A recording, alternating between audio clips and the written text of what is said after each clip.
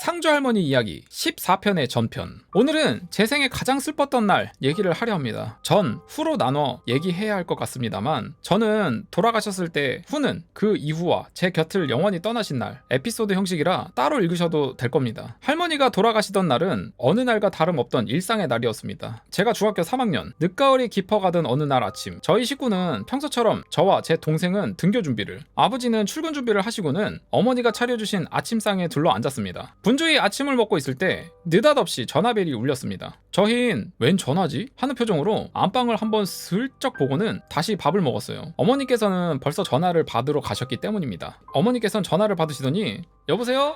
엄마 이래 일찍부터 웬일인겨? 하셨습니다. 그러더니 잠시 들으시고 네? 하며 큰 소리를 지르셨고, 아버지와 저와 동생은 밥숟갈을 동댕이 치며 안방으로 달려갔습니다. 할머니 전화를 받고 어머니가 저리 놀라시는 걸 보니 뭔가 큰일이 터진 게 분명했으니까요. 어머니는 네 알았어 얘, 애비랑 애들 준비하는 대로 바로 내려갈게 하시고는 전화를 끊으시고 한동안 말이 없으셨습니다. 저희와 아버지는 뭔 안 좋은 소식일까 하며 말없이 어머니만 쳐다봤죠. 이윽고 어머니가 저희 쪽으로 고개를 돌리시고는 믿을 수 없다는 표정으로 저희를 보시더니 여보 글쓰나 상주 할매가 어젯밤에 돌아가셨댄다. 무슨 소리인지 처음에 몰랐습니다. 엄마가 무슨 소리를 하시지? 하고 들었는데도 이해가 안 되더라고요. 잠시 후 눈동자 6개가 일제히 제게 쏠렸습니다. 상주 할매가 돌아가셨다는 얘기를 엄마가 하시자마자 제일 먼저 제 반응이 걱정이 됐었나 봅니다. 처음에는 뭔 소리인지 몰랐다가 잠시 후 정리가 되어 그 단어들이 머릿속을 울리더라고요. 돌아가셨다. 할매가 돌아가셨다. 머릿속에서 보신각종이 울리는 기분이었습니다. 그리고는 잠시 혼절을 한 듯 깨워서 간신히 일어나 보니 모두 걱정스러운 표정으로 절 내려다보고 있었고, 어머니는 이럴 때가 아니다, 빨리 준비하고 가보자, 여보 당신은 공장 전화해서 2-3일 못 나간다 하시고 애들 학교엔 제가 전화할게요 하셨습니다. 원래 직계 존속 이외엔 공결이 안 되죠. 상주 할머니는 직계 존속이 아니시라 공결 신청이 안 되고 그냥 결석하는 거지만 저희 가족에게 그런 거 문제가 되지 않았습니다. 잠시 후 내려가는 차 안에서 그제야 겨우 상황 정리가 되고 실감이 나기 시작했습니다. 그리고 그때부터 울기 시작했어요. 눈물이 나오는 걸 어떡해. 그래도 그때까진 아버지 운전하시는데 방해된다 싶어 최대한 자제하려는 정신이라도 있었지만요. 외갓집에 도착하니 벌써 연락을 받고 많은 차들과 사람들이 있었습니다. 전 차를 주차하기도 전에 어머니가 잡을 틈도 없이 문을 열고 할매에게 달려갔습니다. 대문을 들어서면서 할매를 외쳐댔고, 마당엔 큰 외삼촌과 막내 외삼촌이 이미 나오셔서 절 기다리고 있으셨습니다. 이미 저희 반응을 충분히 예상하셨던 듯 두 분은 절 붙잡으시고 글쓰나 좀 진정해라 하셨죠. 저는 나요 할매 하며 발버둥 쳤습니다. 곧이어서 아버지와 식구들이 들어오고 어머니는 큰 외삼촌께 오빠 갑자기 이게 무슨 일이라 얘, 그리 정정하시던 분이 하셨고, 큰 외삼촌도 나도 아침에 연락받아 정신이 없다, 어제 저녁도 아버지랑 어머니랑 함께 즐겁게 드셨다던데 그때도 아무 조짐 없었다고 하시는데 말이야.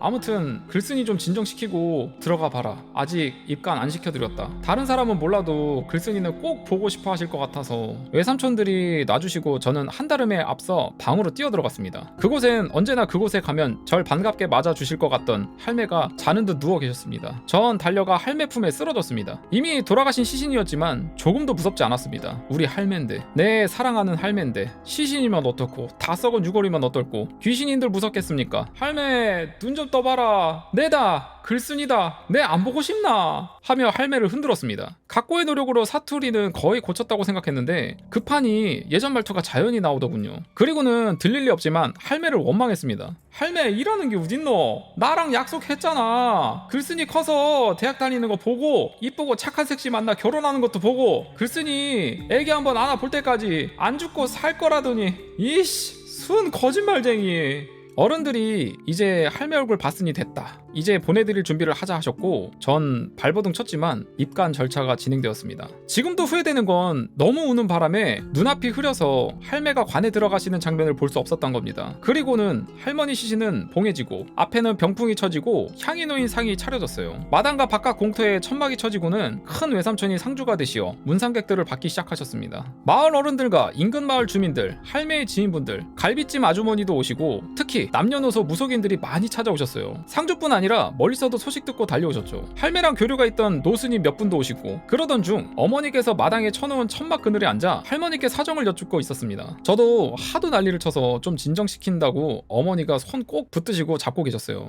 엄마, 이거 어찌 된 일이고 이래 갑자기 하고 물으셨고, 외할머니께선 나도 갑자기 정신이 없다, 어제도 나랑 얘기 즐겁게 하시던 양반이 할매는 아마 오늘 떠나실 걸 알고 계셨나 보다, 어젠 좀 별스럽게 행동하신다 했더니 그게 이제 보니 오늘 떠나실 준비하셨던 것 같다 하셨어요. 엄만 그게 무슨 말이고 하셨고, 그 사이 사람들이 속속 엄마와 외할머니 주변으로 몰려들어 얘기를 들었어요. 어제 그러니까 할매가 떠나시던 전날 외할머니는 점심으로 국수를 삶으시고는 옆집으로 할매를 모시러 가셨답니다. 외할머니가 가셔서 보니 상주할매는 한참 집안 대청소를 하시며 부산하셨답니다.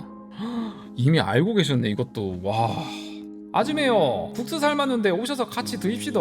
무슨 대청소를 이래 열심히 하십니까 하시자 왔나 하며 반갑게 맞아주시더니 텐바로에 앉은 할매 옆으로 오셔선 쭈구리가 앉으시며 걸레를 옆에 놓으시고 곧 손님들이 많이 오실 낀데 집이 지저분해가 되겠나 하시더랍니다. 외할매는 혼자 사는 자손도 안 찾는 양반이 무슨 잔치할 일도 없고 손님들이 많이 온다는 얘기가 의아했지만 아마 집에 친한 무속인들이 많이 와서 무슨 모임이라도 하시나 보다 하고 대수롭지 않게 생각하셨답니다. 그러더니 할매 손을 살며시 잡으시고는 그러시더랍니다. 우리가 벌써 이곳에 이사와가 이웃으로도 오손도손 산지가 벌써 30년이 넘었지 하시며 웃으시더랍니다. 외할매는 그러네 예, 벌써 그리 되었네. 화야 중학교 때 와가 글쓴이가 벌써 중3이니 30년이 넘었죠 하시자 웃으시며 참 글쓴이 할매나 할배한테 고마운 게 많아. 덕분에 글쓴이도 만나고 쓸쓸한 내 말년이 정말 행복할 수 있었네. 네 저승가도 그 고마움 잊지 않을 기구만 하셨고, 외할머니는 별소리를 다 하시네 예. 우리 집에 할매한테 입은 은혜가 얼만데 예, 고마운 걸로 치면 저희가 감사하고 또 감사해야지 예 하셨답니다.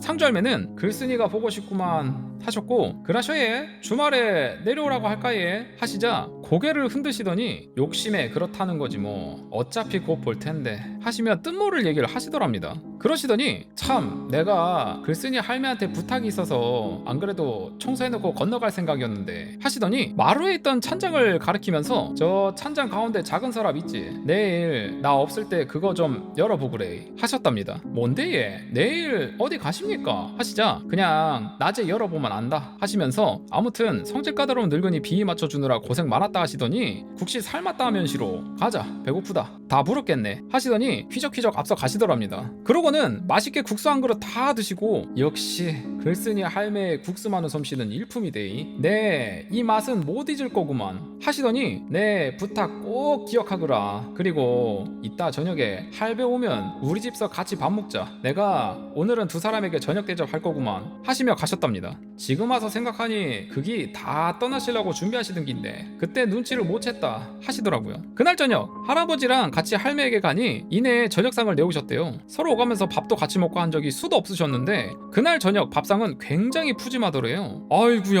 뭘 이래 많이 차리셨는겨 하시자 그냥 큰 굿이 있어가 여러가지 얻어왔다시며 권하셨답니다. 그런데 아무리 봐도 어두운 음식이 아니라 정성껏 차린 음식들이었답니다. 할매는 외할아버지 할머니께 술도 한 잔 권하시며 세 분은 즐겁게 식사를 하셨답니다. 식사가 끝나시고 돌아가실 때 문 앞까지 따라 나오셔선 배웅하시고 몇 걸음 가시는 두 분을 부르셨답니다. 돌아보는 두 분을 말없이 웃으시며 쳐다보시더래요. 생각해보니 마지막으로 눈에 담아 두시려 그러신 것 같다고 합니다. 그러시고는 할머니께서 집에 들어가시면서 보니 안방에 상을 부엌으로 내가시는 할매의 뒷모습이 보이더래요. 할매가 보신 그 뒷모습이 살아계신 상주 할매의 마지막 모습이었어요. 그리고 그날 밤 외할매께선 밤중에 TV를 보시고 주무시기 전에 화장실에 가시려고 나오셨었는데 옆집 부엌에 불이 켜져 있고 찰박찰박 물소리가 나더랍니다. 아마 목욕을 하시나 보다 생각하셨답니다. 굴뚝 위로 밤하늘에 연기가 오르고 있는 걸로 봐선 뜨거운 물을 데우셔서 목욕을 하신 듯 하셨다고. 다음날 아침 일찍 일어나신 외할머니는 아침 준비를 하시고는 옆집으로 가셨답니다. 아침은 상주 할매 모시고 드시려고요. 마루 앞에 서선 할매를 불렀답니다.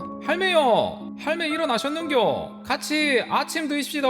할매요. 방에선 아무 기척이 없더래요. 상주 할매는 잠기가 무척 밝으시고 그 시간이면 분명 깨어 계실 시간인데도 말이죠. 외할머니는 어제 어디 가실 것처럼 말씀하시더니 일찍 어디 나가셨나 하시곤 돌아서려 하시는데 눈에 들어오는 게 있더래요. 할매가 외출하실 때 신으시는 예쁜 꽃신이 그대로 있는 게 눈에 보이더랍니다. 평소 신으시는 신발도 탯돌에 놓여있고 할매가 돌아가셨다는 생각은 미처 못하신 외할매는 안에 계신가 보네? 어디 아프신가? 라고 생각을 하시곤 마루에 올라 방문 앞에서 다시 한번 불러보셨는데 방 안이 조용하더랍니다. 그래서 조용히 문을 열어보니 방 안 이불 위에 편안히 누워 주무시고 계신 할매가 계셨대요. 아이고 무슨 잠을 이렇게 깊게 주무시노? 안 그러시던 양반이 아파비지는 않으시네 하시고는 조용히 방문을 닫아드리고 집에 가시려다 뭔가 눈에 거슬리는 이질적인 걸 본 것 같아 다시 방문을 여셨대요. 그 눈에 거슬리신 건 덮으신 이불 밑으로 보이시던 옷이었답니다. 다시 보니 할매가 입으신 옷은 틀림없는 수의더랍니다. 미친거지. 아주머니께 저승선물로 주시고는 다시 장만하셨던 그 수의를 목욕하시고 단장하시고 갈아입으시고 누워 계셨답니다. 할매가 놀라 달려가 떨리는 손으로 만져보니 이미 몸은 싸늘하더랍니다. 외할머니가 할매요 하고 흔드시자 고개가 옆으로 툭 떨어지더래요. 그제서 할매는 상주 할매가 돌아가신 걸 아시고는 급히 집으로 가 할아버지께 얘기를 하고 저희 집을 비롯한 가족들과 할매 전화번호 공책했던 번호들로 전화해 부고를 전하신 거래요. 전 계속 흐느끼고 있었지만 그 얘기를 듣던 모두는 감탄을 했습니다. 역시 할매다. 천기를 읽으셨구나 하고요. 엄마는 급히 또 할머니께 여쭈었습니다. 엄마 그래갖고 서랍엔 뭐가 들어있더노? 할매는 서랍? 참 내가 아직 정신이 없어가 그건 못 봤다 하시더니 일어나셔서 마루로 올라가셨고 그 자리에 있던 모두는 호기심 어린 눈으로 외할머니의 뒷모습을 바라보고 있었습니다. 다들 슬픈 와중에도 호기심 어린 눈빛이었습니다. 할매가 그 서랍을 여시더니 갑자기 깜짝 놀라시며 이게 다 뭐고? 하셨고 바라보던 사람들이 다 일어났습니다. 할매는 서랍을 통째로 빼시더니 마루 위에 놓고 앉으셨고 사람들이 다 그리로 우르르 몰려갔습니다. 전 움직일 힘도 없었지만 엄마 손에 끌려갔어요. 그 서랍 속에는 맨 위에 하얀 편지, 봉투 한 장과 그 봉투 밑으로 1만원권 100장씩 묶은 게 분명한 100만원권 돈뭉치 몇 다발과 맨 밑에 누런 서류 봉투 하나가 가지런히 놓여 있었어요. 가장 위에 있던 흰 편지 봉투엔 글쓴이 할미 앞이라고 써 있었죠. 엄마는 조바심이 나는지 할머니께 엄마 어서 봉투 꺼내 보거라 하시며 채근하셨습니다. 할머니가 꺼낸 그 봉투 속엔 편지 3장이 들어 있었습니다. 한 장은 할매에게, 한 장은 저에게, 한 장은 큰 외삼촌에게 쓴 편지였습니다. 할매께는 그동안 고마웠다며 좋은 자리 잡아놓을게 란 유쾌한 내용이었고 제겐 못 보고 간다고 서운해 말고 공부 열심히 하고 항상 건강하라는 당부와 함께 물 조심하라는 내용이 써 있었어요. 와, 이 와중에도 물이 계속 위험하구나. 그 얘긴 유언으로 하실 거라 그리도 말하시더니 그리고는 큰 외삼촌께 나 죽으면 네가 상주해줄 것 같은데 고맙고 미안하다 라는 말씀과 함께 잘 살다 가는 마당에 마지막에 사람들에게 패 끼쳐서야 되겠냐 하시며 그 돈으로 장례 치러주길 부탁하시며 장례비는 최대한 아껴주고 조의금 들어온 거랑 재산 처분은 해서 통장에 넣어두었다가 나중에 글쓴이 대학 가면 전해주라고 하시면서 내가 글쓴이 대학 공부만큼은 꼭 시키고 싶으니 그건 내게 양보해달라고 글쓴이 애비에게 미안하다고 전해줘라 하고 써 넣으셨더라고요.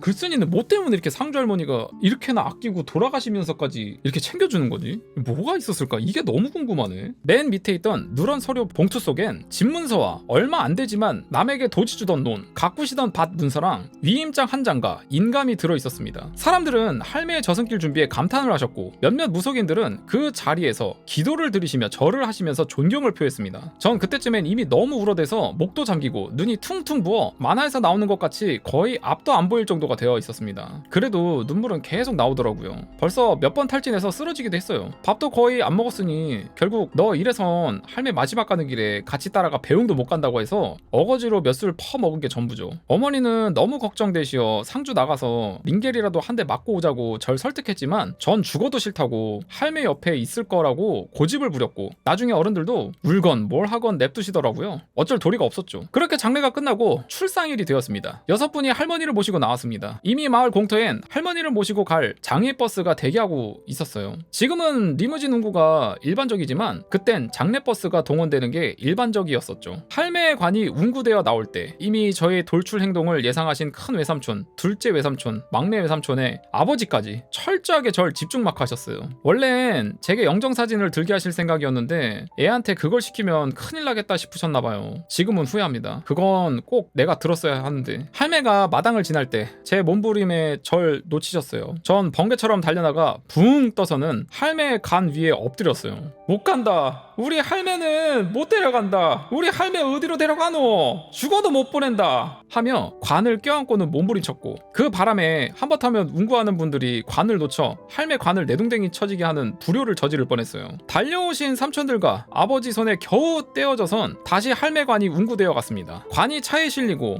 안 탄다고 뻗팅기다 그럼 놓고 간다고 해서 겨우 타고 큰 외삼촌이 미리 잡아놓으신 공원 묘지로 갔습니다. 전 할머니가 누워 계신 버스 위 뒷자리에 앉았어요. 조금이라도 가까이서 가려고. 버스에서도 눈물은 하염없이 흐르더라고요. 장지에 도착하고 간단히 추도하고 하관을 했어요. 이제 정말 영원히 이별입니다. 할머니 관 위로 흙이 뿌려질 순간 잠시 이성을 잃어버렸나 봅니다. 제가 잠시 잡고 있던 삼촌들의 손이 느슨해진 틈을 타서 이번엔 할머니 무덤으로 뛰어들었습니다. 안 된다고. 아저씨들, 우리 할매 묻지 마요. 안 돼요. 하고 할매 간 위에 엎드려서 몸부림치다가 벌떡 일어나선 옆에 쌓아둔 흙을 막 손으로 퍼내리더니 간 위에 들어누워서 나도 같이 묻어줘. 나도 같이 묻어줘. 나 할매 따라갈란다. 우리 불쌍한 할매 위에 혼자 놔두노. 하며 몸부림쳤죠. 지금 생각하면 황당하지만 그때 감정 상태는 정말 할매 따라 가고 싶었습니다. 사람들에게 끌려 나오고 다시 뛰어 들어가 아버지께 모지게 뺨을 맞고서야 겨우 발광을 멈췄어요. 아버지는 이미 돌이킬 수 없는 일인데 네가 이러면 할머니가 어찌 편히 가시냐며 꾸짖으셨고, 전 할매의 봉분이 다 만들어질 때까지도 땅에 주저앉아 울었습니다. 할매를 떠나보낸 데미지는 참 오래도 가더군요. 지금도 외갓집에 모이면 꼭 나오는 얘기가 그때의 얘기고, 어머니는 제가 말 안 들을 때마다 확 그때 미친 척하고 같이 묻어버릴 걸 하십니다. 2년 후 3개월 사이로 외할머니, 외할아버지도 돌아가시고 얼마 후 친할아버지도 돌아가셨지만, 후손으로서 정말 죄송한 마음이지만 세 분의 죽음의 슬픔을 합해도 상주 할매만큼은 말이 좀 심하네. 지금도 어머니께서 간혹 골똘히 절 보시면서 물으십니다. 아들, 이 다음에 엄마 죽어도 그때만큼 슬퍼할 거지? 하는 거 봐서. 딱이 또 안 맞습니까? 후편에선 할매가 죽어서도 절 안 떠나시고 보호해주신 얘기, 영원히 떠나시던 날 얘기를 하겠습니다. 오늘은 말고 상주 할머니 이야기 14편의 후편. 할매가 돌아가신 후에 제 상태는 엉망진창이었습니다. 날 두고 그리 훌쩍 가버렸다는 원망과 이제 내 옆에 안 계신다는 절망과 한 번이라도 다시 보고 싶다는 절절한 그리움과 살아계실 때 한 번이라도 더 찾아뵐 걸 하는 후회를 하면서 마지막 날 절 생각하시면서 그리움을 간직한 채 혼자 쓸쓸히 떠나가셨을 할매를 생각할 때마다 언제나 눈물만 나왔어요. 그리고는 모든 의욕을 상실했죠. 어머니의 잔소리도 아버지의 꾸지람도 선생님의 질책도 전혀 소용이 없었어요. 그냥 만사가 귀찮고 의욕도 없고 관심도 없고 의당 공부도 놔버렸지요. 성적은 하얀 곡선을 급격히 그리며 떨어졌습니다. 원래 공부 때문에 걱정을 시켜드린 적은 없었어요. 특출나진 못해도 항상 상위 성적은 유지했거든요. 그러던 것이 겨울방학이 지나고 고등학생이 되자 아주 가관이었죠. 반에서 맨 뒤가 아니라 전교에서도 제일 꼴찌 그룹으로 추락했어요. 급한 마음에 어머니는 절 학원도 보내고 하셨지만 뭐 제가 하기 싫으니 뭐 학원을 안 가고는 그냥 공원에서 앉아있다가 집에 가고 학교에선 잠만 자고 시간 때우다 오는 생활을 했어요. 그나마 학생에겐 금지된 술, 담배 그런 건 안 하고 싸움질 안 하고 불량 서클 안 들어간 것도 다행일 정도였어요. 그저 잉여인간. 이렇게 무의미한 시간을 보낸 것이 한 2년 넘었지요. 중3 할매가 돌아가신 게 늦가을. 그해 겨울 방학은 오직 슬픔만 가득 차서 눈물로 보냈고, 고등학교에 입학하면서 본격 폐인 생활이 시작되었습니다. 학교는 안 갈 수 없으니 억지로 다녔지만, 그리고는 고2 때 이 딸은 외할머니와 외할아버지의 죽음을 맞이하면서 치유 불능 상태의 우울증이 찾아왔어요. 무조건적인 사랑을 베풀던 사람들이 다 떠나가신 거죠. 그러던 어느 날, 그날도 학교를 파하고는 그냥 집으로 털레털레 걸어오던 때였어요. 늘 지나던 길이었고 눈 감고도 찾아갈 수 있는 길이었어요. 그냥 아무 생각 없이 걸어 어느 빌라 앞을 지나던 길이었어요. 갑자기 뭔가 부드러운 벽 같은 것이 제 앞을 딱 가로막는 느낌이었고, 잠시 멈칫한 저는 다시 걷던 탄력에 다음 걸음을 옮겼어요. 비록 단 한 걸음 더디들 시간을 멈추게 했지만 그건 제 의지나 무슨 느낌받아 그런 것이 아니었습니다. 뭔가가 제 앞길을 막은 거였어요. 그리고는 두어 걸음 더 걷는 순간 거짓말처럼 제 눈앞에 뭔가가 떨어지면서 땅에 부딪혀 박살이 났고 위에서 비명이 들렸어요. 올려다보니 어떤 아주머니가 사색이 되어 절 쳐다보시더니 "학생 괜찮아?" 하고 큰 소리로 물으셨어요. 전 다시 땅을 쳐다봤죠. 작은 화분 하나가 떨어져 박살이 나 있었어요. 그 아주머니가 화분 내놓으셨다 들여놓으시면서 실수로 떨어뜨린 거고, 전 그때 뭔가가 제 앞을 막아서지 않았으면 머리에 직격을 당해 죽거나 최소 뇌진탕으로 큰 부상을 당할 뻔했어요. 떨어진 위치는 딱 한 걸음 앞이었습니다. 와, 멍하게 화분을 보며 할매란 느낌이 강하게 들었어요. 그때 우당탕탕하며 그 아주머니가 뛰어내려오셨어요. 그분 집은 4층. 그러시고는 제 앞에 오셔서는 떨어진 화분 한번, 제 얼굴 한번 보시고는 놀란 표정으로 진짜 다행이라며 한 걸음만 더 갔어도 바로 맞았겠다 하시며 가슴을 쓸어내리셨죠. 그러시더니 하시면서 제 교복 바지를 보셨어요. 저도 따라 봤는데 제 교복 바지에 떨어져 박살난 화분이 날아들어 확실히 찢어놓고 지나갔더군요. 다행히 다리엔 상처 하나 없었어요. 아주머니는 다시 한번 놀라시며 괜찮다고 하는 절 집으로 끌고 올라가셔선 안 다쳐줘서 고맙다며 내가 안 편하고 안 괜찮아 그러시며 안방에 들어가 지갑을 들고 나오셔선 돈을 지피는 대로 주시면서 새 교복 바지를 사라고 하셨어요. 자기가 교복 바지가 얼마인지 모르신다면서 혹시 많이 부족하면 다시 들리라고 하셨고 전 인사를 하고 나왔어요. 고맙습니다. 2만원 남았습니다. 전 새 교복의 기쁨보다 안 다친 기쁨보다 할매가 제 곁에 아직 계시면서 절 보호해 주신다는 기쁨에 눈물이 앞을 가려 무작정 뛰어 마을 뒷산 약수터까지 뛰어 올라가선 숨을 헐떡이며 소리쳤어요. 할매! 안 가고 나 지키고 있었구나! 할매!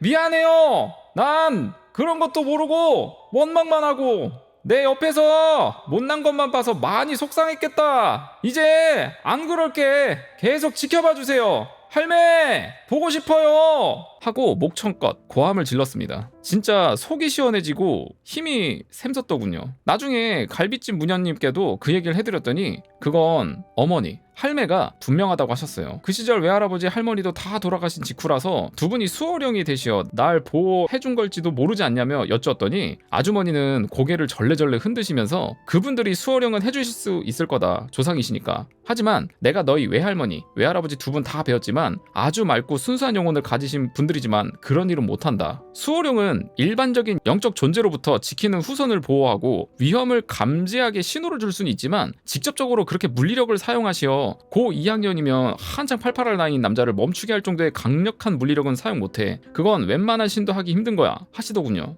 신이 신기라고는 전혀 없는 그분들 입장에선 흔한 돌멩이 같은 아무런 쓸모없는 널 보호하고 관심 가질 이유가 없으니 그런 일을 하실 분은 너네 할매뿐이시다며. 할매가 돌아가신 지 2년이나 되었는데 하며 그리 안 가시고 제 옆에 계시면 저승사자 잡으러 오지 않냐고 했더니 웃으시면서 어머니 능력이시면 안 가시려고 맘만 먹으면 2년이 아니라 20년도 안 가고 버틸 수 있다. 저승차사님 한 10분 정도 오셔도 잡아가기 힘드실걸? 아마 보셔도 못 본 채 하셨을 거다 하셨어요. 그래서 할매가 완전히 떠난 날 얘기도 해드리고 저승 가셔서 혹시 고생하시면 어쩌냐고 걱정했더니 할매 정도면 별일 없을 거다. 나쁜 짓 하고 다니신 것도 아니고 죽었으면 제깍제깍 올 일이지 잘 아는 사람이 어딜 싸돌아다니고 왔냐고 기합은 좀 받으실진 몰라도 하시더라고요. 전 속이 후련해져 집으로 달려갔습니다. 그리곤 엄마! 하고 큰 소리로 부르며 뛰어들어갔죠. 엄마는 글쓴이 왔냐? 그러시면서 다시 저녁 준비를 하셨어요. 그쯤 엄마 아버지 절 반쯤 포기하셨었죠. 뭘 해봐도 안 되시니 자식인데 죽일 수도 없고 그냥 네 하고 싶은 대로 해라. 기술직이라도 배우던지 밥은 먹고 살겠지 하시는 심정이셨죠. 전 저녁 준비에 바쁘신 어머니께 뒤에서 엄마 돈 좀 주세요 했어요. 뭔 돈? 얼마나? 하셨고 전 그냥 몰라 일단 10만원만 줘봐요 했어요. 엄마는 깜짝 놀라시며 뒤돌아보시고는 제 바지를 보며 야, 너 바지는 왜 그래? 하셨고 걸려서 찢어졌다면서 바지는 내가 살 거라며 일단 학원 등록하게 10만원만 달라고 했습니다. 남으면 가져오고 모자라면 더 달라겠다고 하면서 어머니는 깜짝 놀라 무슨 학원? 기술학원? 하셨고 아니 종합반 들으려고 대학 가야지 했어요. 웃으며 어머니가 멍한 눈으로 쳐다보시더라고요. 그럴 수밖에 없는 게 아무리 공부하라고 해도 의욕이 없던 애가 갑자기 웃으면서 들어와선 스스로 공부하겠다고 학원 등록하게 돈을 달라 하니 믿지를 못하실 수밖에요. 진짜냐? 너? 왜? 공부하지 말까? 대학 가지 말까? 하고 웃으며 장난스레 대답하자 간보시던 숟가락을 팽개치시곤 안방에 들어가셔서 지갑을 들고 나오셔선 이거 공과금 내고 할 건데 일단 이거 다 가져가 봐라 하시면서 지갑을 탈탈 털어주시더라고요. 한 20만 몇천 원으로 기억해요. 학원을 알아보고는 교복 바지를 사고 집에 들어가자 이미 모든 식구들이 모여 절 기다리고 있었어요. 아버지는 절 안으시면서 잘 생각했다 내 아들 하시며 감격하셨어요. 전 그날부터 진짜 무섭게 공부를 했습니다. 워낙 기초가 부족해 처음에 많이 힘들었지만 몇 달 지나자 하루가 다르게 성적이 쑥쑥 올라갔어요. 선생님께서도 처음엔 제가 안 자고 책을 보자 네가 웬일이냐? 이런 식이셨는데 그게 날이 가면서 성적이 달라지자 절 다시 보게 되셨죠. 이렇게 잘하는 놈이 왜 그렇게 속썩였냐? 시며 나날이 성적표를 받아가는 날마다 엄마 아버지 입이 조커가 되어 가셨습니다. 조커가 뭡니까? 참... 배우신 분이 이거 조커가 뭐야. 아이 참. 워낙 고등학교 3분의 2를 망쳐먹은 터라 내신을 복구할 방법은 없었고 자는 시간 쪼개가며 공부에서는 꽤 높은 점수를 받았습니다. 서울에 있는 꽤 좋은 대학에 입학을 했어요. 면접을 보러 갔는데 제 성적을 관심 있게 보신 교수님이 자넨 고등학교 성적이 꽤 흥미로운데? 갑자기 이렇게 열심히 한 이유는 뭔가? 하는 질문을 받았습니다. 예상 문제 적중입니다. 제 성적 보면 그게 제일 궁금하실 겁니다. 모두들. 모범 답안을 얘기했죠. 네, 공부에 별 흥미를 못 느껴 방황하던 중 이미 대학 이과의 미래를 보았고 뛰어난 교수진과 실력 있는 선배님들과 그래서 이곳에서 배울 기회를 얻고자 정말 열심히 공부했습니다. 꼭 교수님들께 가르침을 받고 싶습니다. 교수님이 흡족해 하십니다. 전 영리하거든요. 무사히 대학에 합격했다는 소식을 들으시고는 외삼촌들이 집에 오셨어요. 축하 선물 하나씩 들고서요. 큰 외삼촌은 고급 만년필을 선물로 주시면서 통장과 도장 하나를 꺼내시더라고요. 너도 알다시피 할매가 네 대학 입학 선물로 주시는 거다. 이젠 네가 관리하면서 허투루 쓰지 말고 할매 뜻대로 대학 공부하는 자금으로 쓰거라 하셨고 그걸 받아드니 또 눈물이 주르르. 공부 열심히 했는데 워낙 뛰어난 애들만 모인 곳이라 장학금은 한 번도 받아보지 못했습니다. 할매 장학금으로 대학 다녔죠. 4년 학비, 책값, 교통비, 밥값으로 썼습니다. 대학 생활을 시작한 지 얼마 안 돼서 있던 일입니다. 드디어 할매와의 영원한 이별이 찾아왔습니다. 봄의 어느 날이었죠. 밤에 잠을 자는데 꿈을 꿨습니다. 제가 꿈 같은 거 잘 안 꾸는 떡실신 잠 스타일이거든요. 꿈을 꿔도 기억이 없는. 근데 그날은 너무 선명했어요. 흙은 아닌데 바닥엔 무수한 꽃들이 빽빽히 피어 있었어요. 여기는 어디지? 하고 둘러보는데 어느새 나타나신 할매가 예쁘게 단장하시고는 두 팔을 벌려 글쓰나 하며 제게 뛰어오시고 있었어요. 전 보자마자 할매!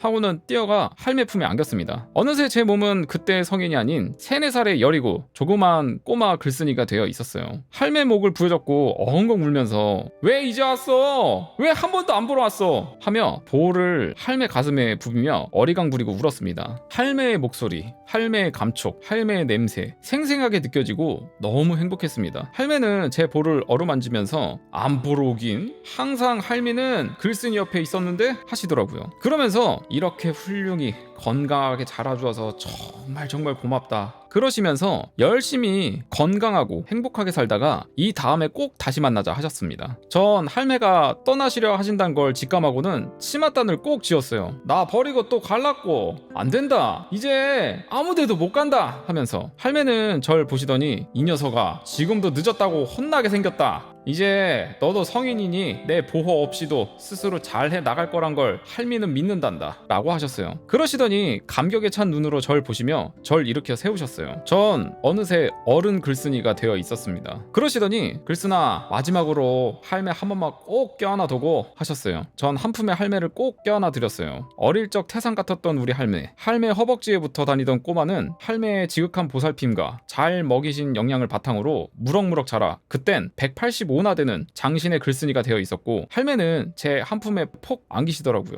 우리 할매가 이리도 작았다니. 껴안고 있는 사이 할매는 연기처럼 사라져 가셨습니다. 전 할매를 목 놓아 부르다 깼어요. 깨보니 온 식구들이 제 방에 모여 절 보고 있었고 어머니는 제 옆에 앉아 할매 꿈 꿨냐 하시며 자다가 네가 소리 질러대는 통에 나오셨다며 근심 어린 눈으로 쳐다보셨습니다. 전 자면서 울어서 눈물 콧물 범벅이 되어 있었고 울먹이는 목소리로 어머니께 엄마 이제 할매는 아주 떠나셨다며 꿈 얘기를 해드리자 갑자기 눈물을 훔치시면서 일어나셔선 여러 번 합장을 하셨습니다. 그러시고는 할매 지금까지 글쓴이 지켜주시느라 애쓰셨어요. 제가 할매 공덕은 영원히 기억할게요. 이제 편히 쉬십시오 하셨어요. 그리고는 절 보시면서 이제 네 걱정 다 내려놓으시고 떠나신 건가 보다 하시며 오늘 무슨 날인지 모르냐고 하시면서 오늘이 네 20번째 생일이라고 하셨습니다. 잊고 있던 생일. 그렇게 제가 완전한 성인이 되던 날 모든 근심 다 터시고 홀가분히 떠나셨나 봅니다. 자 이렇게 해가지고 이제 상주 할머니 14편의 후편까지 이야기를 진행을 했습니다.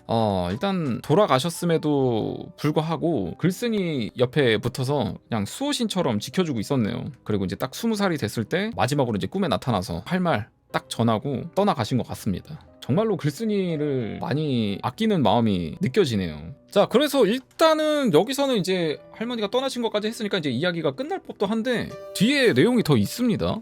이제 라스트 15편 남았네요.